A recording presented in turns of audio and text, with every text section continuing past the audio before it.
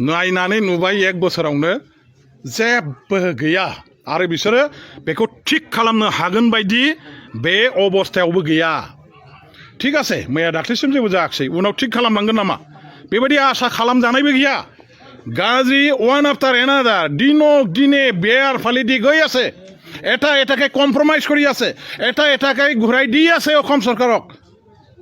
আমি আশা কৰিব নোৱাৰো এতিয়া বিটিসি গভৰ্ণমেণ্টৰ পৰা। এই বিটিসি গভৰ্ণমেণ্ট থকা মানে বিটিসিৰ ধ্বংস, বিটিসিৰ জনগণৰ বিপদ, ৰাইজৰ ইয়াত মানে কি কয় দুৰ্যোগ আহাৰ বাহিৰে বেলেগ একো নাই। जेबो गैया भाई 100% बेखौथ' आं मा बुंबावनो 100% बाव खुनु सन्देह गैया। जेबो आसनि जेबो स्किम जेबो उन्नतिनि जेबो खामानि मावनो हायाखै। रायजोफोरनो सुशासन दुर्नीति मुक्त शासन सालायनायनि खोथा होनानै दिनै बिसोरो 30%, 50%, 40% कमिसन लानानै सेंसन होयो। बिटिसि अफिसाव रायजो राजाफ्रा थांनो हाया। हाग्रामा महिलारिनि आमोलाव बिटिसि जेला दंमोन। रायजो राजाफ्रा खुनु स्लिप गैया मा गैया आइ आफानि अफिस रायजोफोरनि अफिस होननानै बाव हाबहैनो हायोमोन। रायजोफोरनि थैजों जोनोम जानाय बिटिसि रायजोफ्रा दिनै बे रायजोफोरनि अफिसाव हाबनो मोना। बेवहाय माने ठिकादारफ्राल' हाबनो मोनो। बेबायदि जानायखौ दिनै रायजोफ्रा मोजां मोनाखै आरो बिसोर जेबो उन्नति खालामनो हायाखै। मोनसेनि उनाव मोनसे कम्प्रमाइज खालामनानै आसाम गभर्नमेन्टनो हरफिनजोब्बाय बिसोर। आसाम गभर्नमेन्टआ दिनै बिटिसिनि एसअपिडिनि थाखा बे एसअपिडिनि बिटिसिनि थाखाखौ दानै आसामाव लाङै बाहायगासिनो दङ। बिटिसि बिटिआर सुक्तिनि गेजेरजों 1500 कौटि थाखा सेन्ट्रेल गभर्नमेन्टनि मोननाय बा महरनायनि बाथ्रा दङमोन। बे थाखाखौ दिनै 15 फैसाबो दिनैनि बिटिसि गभर्नमेन्टआ लाबोनो हायाखै, लाबोनो रोङाखै। बेखौ आसाम गभर्नमेन्टआ दा खायदा खालामगासिनो दं। आसाम गभर्नमेन्टआसो लाबोनानै गावसोरसो डाइरेक्ट बाहायनायनि।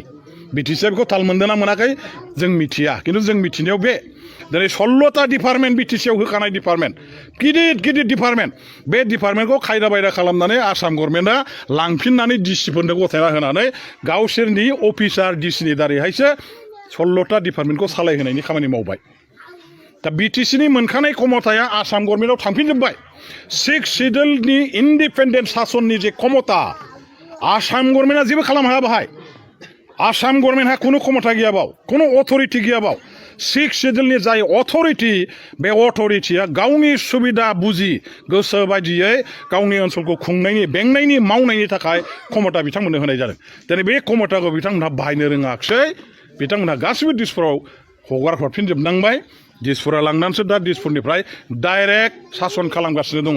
थारमाने मोनसे स्टेटनि गभर्नमेन्टखौ इलेक्टेड गभर्नमेन्टखौ बोखारनानै बेवहाय राष्ट्रपति शासन खालामोब्ला सेन्ट्रेला डाइरेक्ट जेरैहाय राष्ट्रपतिया गभर्नरनि थ्रुयैहाय जेरै खुङो डाइरेक्ट गभर्नर रुल हिसाबै जेरै मोनसे स्टेटखौ खुङो राष्ट्रपति शासन होनायनि उनाव एक्जाक्टलि बे जिनिसा दा बिटिसिआव जागासिनो दं।